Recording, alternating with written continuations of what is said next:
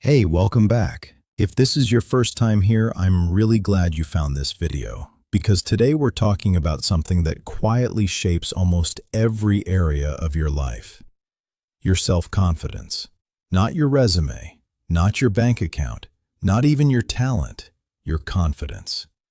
Here's the truth. A confident person with average skills will consistently outperform a talented person who doubts themselves. You can see it play out in job interviews, in relationships, in business, and in everyday conversations. Without confidence, you stay quiet when you have something valuable to say. You hold back from opportunities, not because you're not capable, but because you don't fully trust yourself. And over time, that becomes a habit. You start playing it safe. You start accepting less than you deserve. The good news? Confidence isn't something you're born with. It's something you build, step by step, thought by thought, action by action. And that's exactly what we're going to cover today. Not hype, not fake motivation, just real, practical strategies that actually work. So let's get into it. Here's something most people don't realize. You are constantly talking to yourself.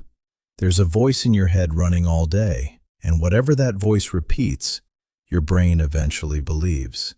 If your inner voice keeps saying things like, "I'm not smart enough," "I always mess up," or "I can't handle this," over time, your brain treats those thoughts as facts.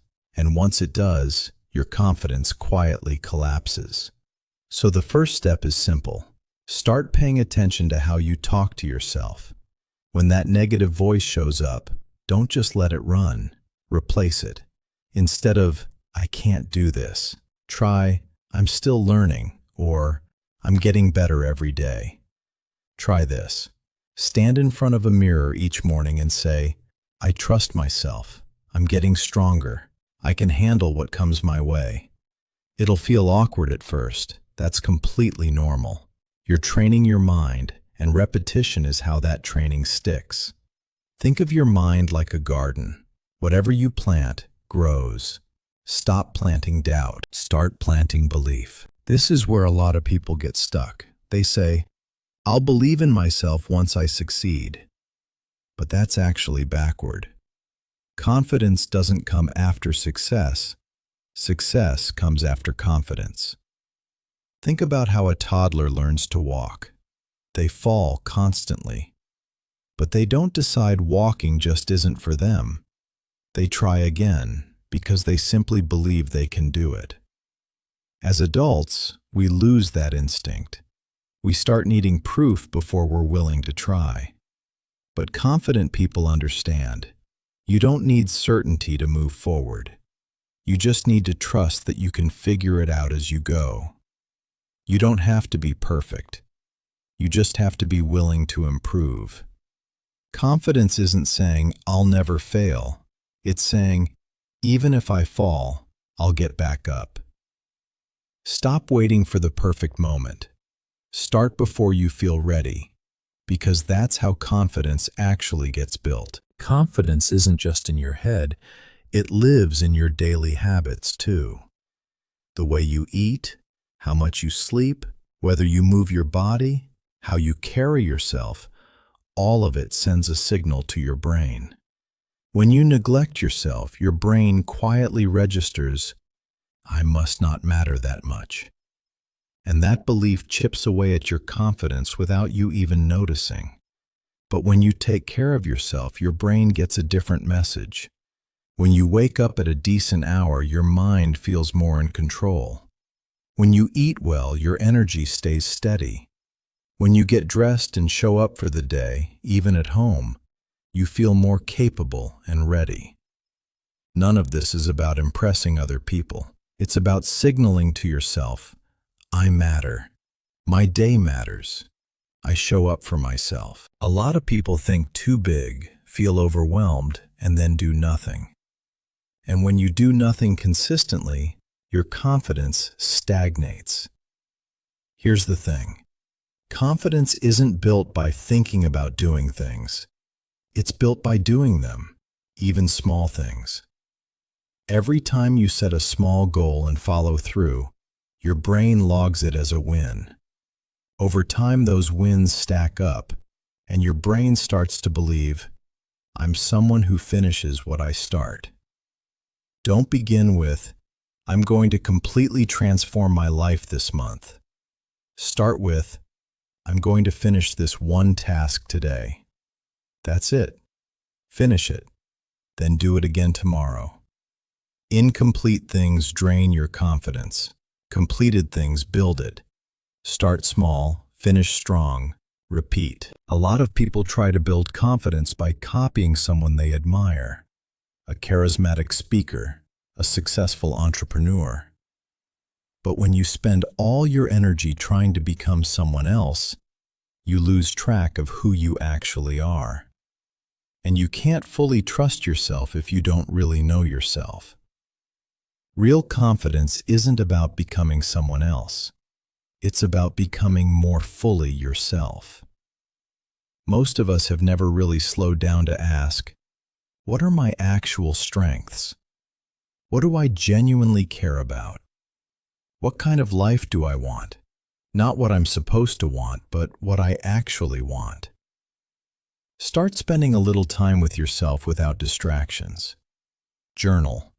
Reflect. Notice what energizes you and what drains you. The more clearly you know yourself, the less you'll need outside validation. You'll stop chasing approval. You'll start making decisions that actually align with who you are. And that kind of clarity is where real, quiet, unshakable confidence lives. Fear comes from not knowing. Confidence comes from knowing. If someone asks you to speak on a topic you've never thought about, you'll feel anxious and scattered. But if they ask you to talk about something you've studied and practiced, you feel grounded. You feel ready. That's the power of deliberate preparation. Confident people are always learning. They don't wait until they feel ready. They make themselves ready. Whatever area you want more confidence in, work on it intentionally. Read about it, practice it, ask questions. But here's the important part. Knowledge alone isn't enough. You have to use it. Unused knowledge creates more doubt, not less. Applied knowledge is what builds real confidence. So don't just learn. Practice what you learn. Experience it firsthand. That's when it becomes yours. Most people aren't held back by a lack of confidence. They're held back by a lack of action. We overthink. We wonder, what if I fail? What will people think? What if I look stupid? And while we're busy with all those questions, we do nothing. And the longer we do nothing, the more our confidence fades. Here's what most people get wrong. They think confidence is something you feel first, then you act. It's actually the opposite. You act first, and the confidence follows. The first time you do anything new, you'll feel nervous. Your voice might shake. You might stumble. That's not failure. That's the starting line. You don't need to make a huge move. Say one sentence, ask one question, take one small step. That's enough to start shifting the pattern. Courage doesn't come before action. It comes because of it. Before you say a single word, your body is already communicating. The way you walk into a room, how you sit, whether you make eye contact, it all tells people something. More importantly, it tells you something. When you slouch and make yourself small, your brain picks up on that and starts to feel small. But when you stand tall, keep your shoulders back and hold your head up, your brain receives a different signal entirely. Your body and mind are connected. Change one, and you start changing the other. Try this for 1 week. Walk with awareness. Sit up straight. Make real eye contact in conversations. You'll notice a shift in how you feel and in how people respond to you. Even if you don't feel confident yet, moving like you are will gradually make it real. That's not being fake. That's training. Things are going to go wrong. That's not pessimism. It's just life. The question is how you respond. When something goes sideways, most people get stuck in the problem. They replay it, stress about it, ask, "Why does this always happen to me?" And the more they do that, the more helpless they feel. Confident people do something different. They don't stay in the problem long. They ask one simple question: what can I do right now? That question activates a completely different part of your brain. Instead of feeling like a victim of circumstances, you feel like someone who has options. And that sense of agency, that's confidence. Every small problem you solve teaches your brain, I can handle things. Stack enough of those moments and challenges stop feeling threatening. They start feeling manageable. So next time something goes sideways, take a breath, ask, what's my next move? And make it. This might sound simple, but it genuinely matters.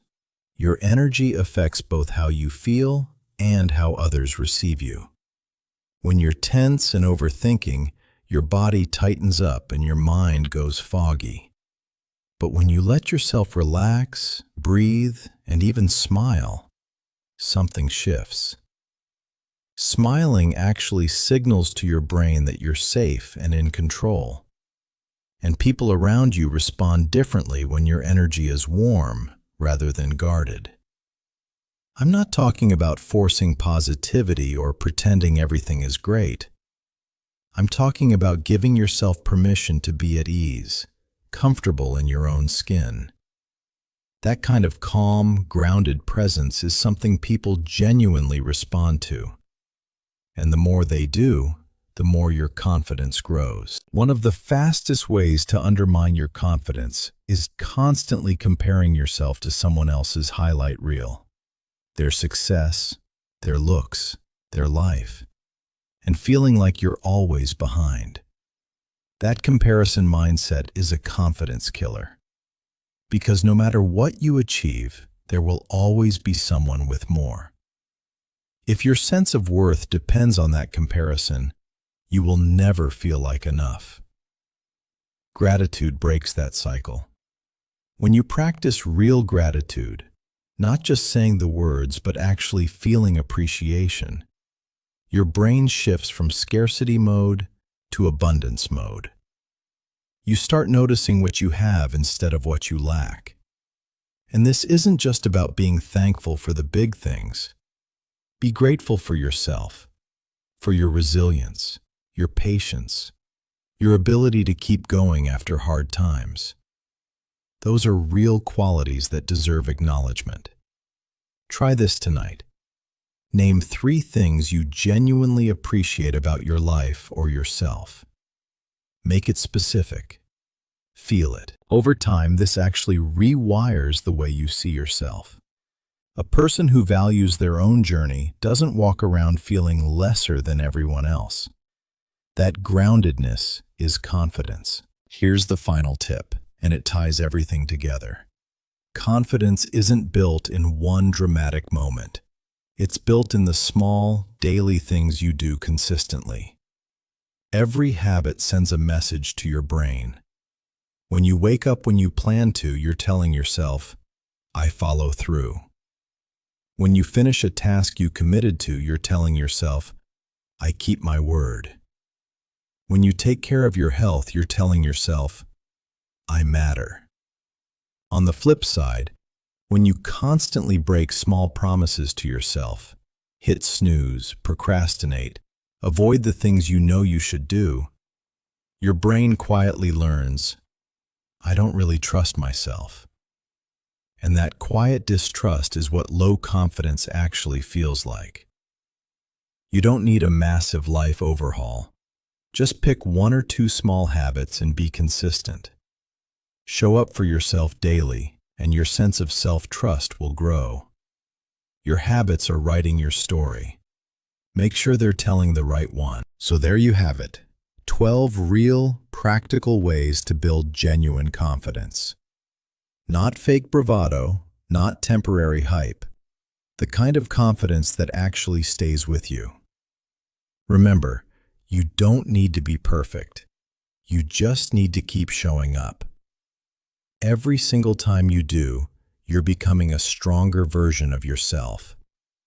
If this video gave you something useful, drop a comment below. I genuinely love to know which tip resonated most with you.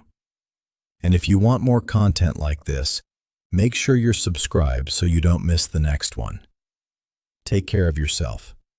I'll see you in the next video.